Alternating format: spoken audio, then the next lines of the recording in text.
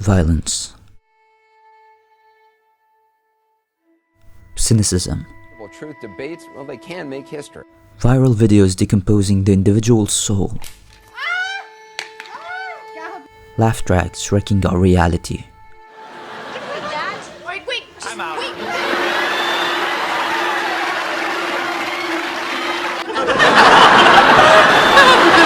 Not quite accurate. The Macy's balloon.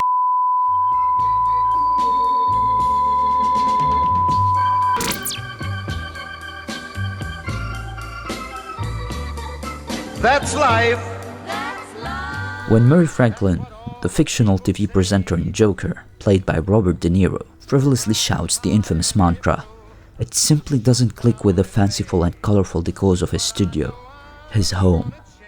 Perhaps it's the life of Franklin's bigger-than-life persona, a showman whose younger self might have probably been De Niro's Rupert Pumpkin, whose obsession with another comedian drove him to commit acts of obscene proportions, only to be lifted high by the sensational media.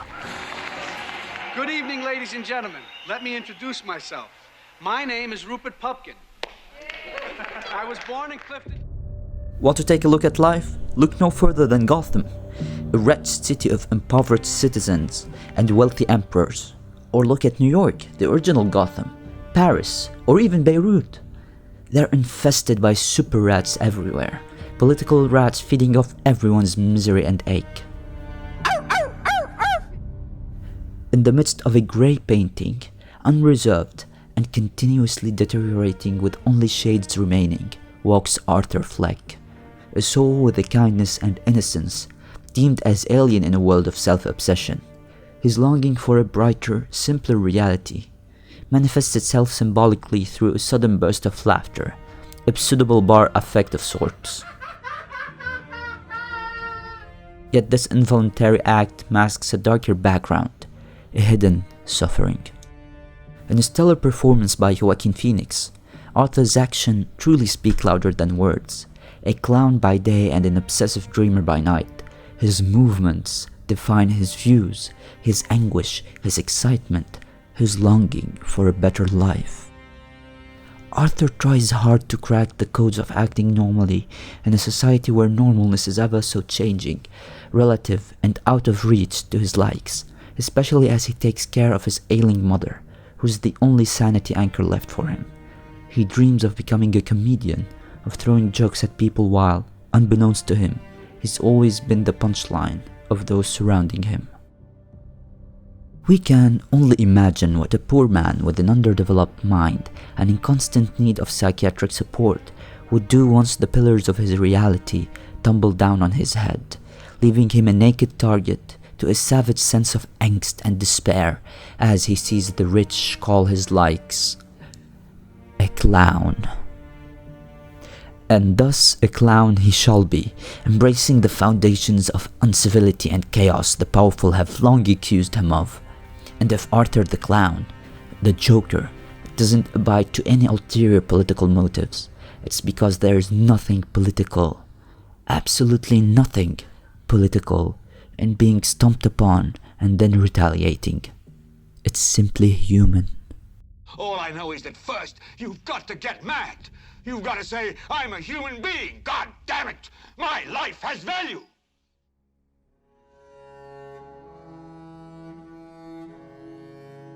What the sensationalizing media is trying to do is frame Joker as a film that incites violence and encourages a certain demographic to take pride in their deviations and acts of brutality, whereas Todd Phillips' film explores a different side of the spectrum.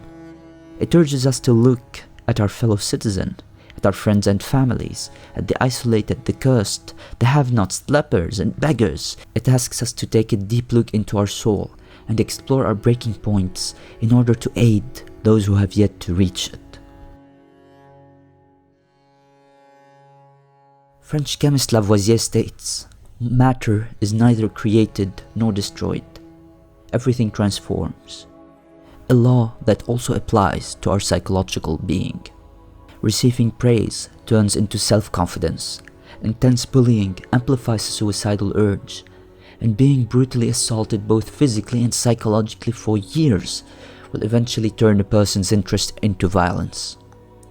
Of course, violence is violence. Evil is evil. But what are we doing as a society to prevent the proliferation of such vile acts? If Batman is to ever face this Joker, he will be facing the other facet of his coin. Both became narcissistic, violent individuals seeking retribution for the misdeed they suffered. Yet one was surrounded with warmth and support as he suffered. The other faced the long black night by himself. Joker is a well-crafted, powerfully performed modern fable that, despite its unfortunate lack of subtlety, embraces its protagonist at every turn in order to showcase, never blame, what we came to. It's a lengthy look into an abyss we've shied away from, yet remains, nonetheless, at the heart of our lives, politics, and society. For the question remains, are the monsters within or without?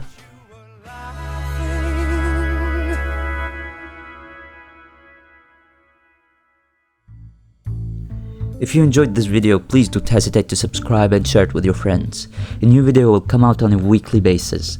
Thank you for your time.